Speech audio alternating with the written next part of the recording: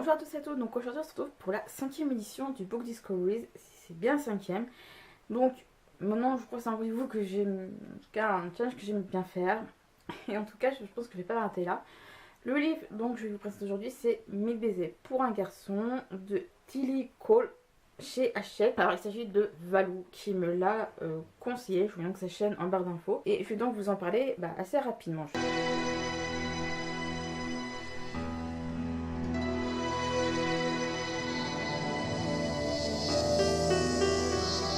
Alors dans ce livre, on va suivre deux personnes, un jeune garçon Rune et une jeune fille Poppy. Donc en fait, Rune, au début du livre, emménage juste dans la maison à côté de chez Poppy, donc il vient de Norvège précisément.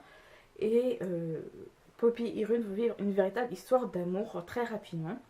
Mais quelques années après, le père de Rune lui annonce, on peut qualifier de mauvaise nouvelle, Rune doit retourner pour quelques années en Norvège.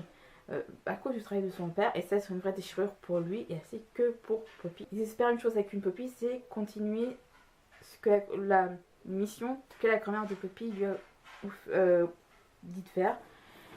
En fait, la grand-mère de Poppy, avant qu'elle meure, lui a donné un bocal avec 1000 cœurs en papier, et Poppy doit noter sur chacun des papiers, sur ces 1000 cœurs en papier, les différents baisers qui auront marqué sa vie. Et donc Poppy et Rune, Judicem décident de faire ces 1000 baisers ensemble, mais vu que Rune doit partir en Norvège, ils disent tu le feras quand tu reviendras.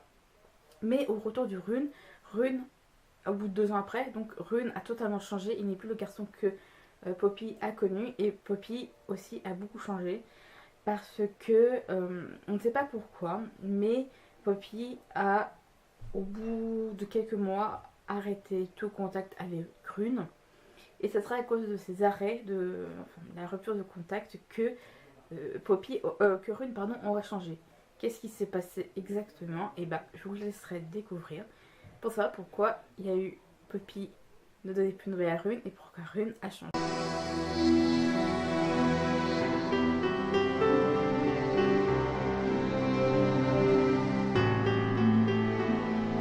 Alors quand Valou m'a conseillé ce livre, elle m'a dit que c'est son premier coup de cœur de l'année 2000. De cette année, justement de l'année 2017, et elle m'a dit prépare les mouchoirs, tu vas pleurer. Moi je lui dis pour faire plaisir, oui tout ça, parce que j'ai regardé les faits sur les Reddit, c'est vrai que beaucoup de gens disent avoir pleuré avec cette histoire.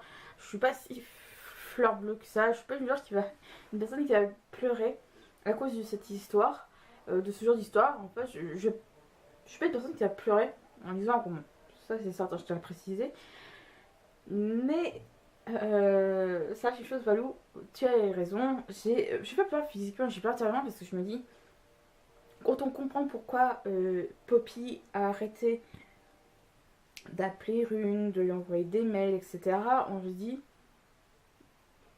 on sait qu'il s'est passé quelque chose de la part de Poppy, mais on sait pas quoi. Et quand t'as le révèle à Rune pourquoi elle a arrêté tout contact avec lui, on se dit, d'accord. C'est pas. Moi, je trouve chez vous, ça m'a choqué. Franchement, je m'attendais pas du tout à ça. Je dirais pas pourquoi Poppy a arrêté tout contact avec Rune. Mais moi, sur le coup, ça m'a foutu une belle claque dans la tronche, si je peux employer ce terme-là. Et je me suis dit, c'est pas possible. Il y a vraiment quelque chose qui ne va pas. Et plus je tournais les pas. En fait, c'est vraiment à partir de là. Le roman, j'ai dû le lire en 2-3 jours. Si je devais pas m'arrêter, j'ai dû le lire en. Ouais, on à peine quelques jours, je sais plus trop. Je sais qu'au bout de quelques jours, j'ai dit à Valou, c'est bon, j'ai fini le bouquin.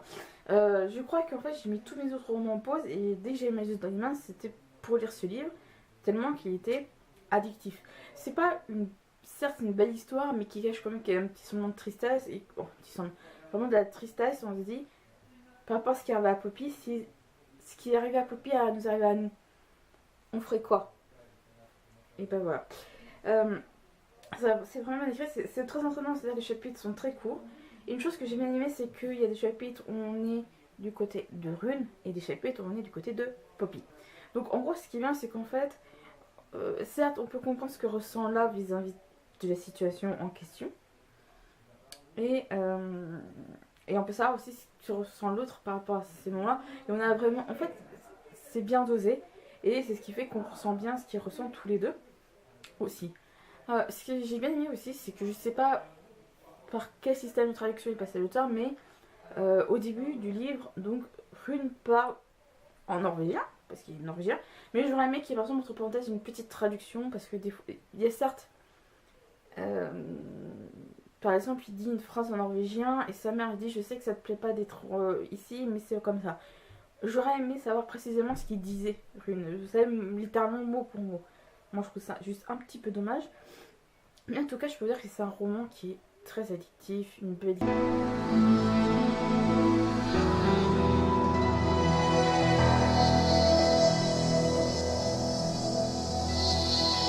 Alors niveau point faible, ça serait évidemment le côté que certes, il y a... En fait, le côté où Rune parle en norvégien, c'est juste 2-3 phrases dans le roman, enfin 5-6 phrases dans tout le roman.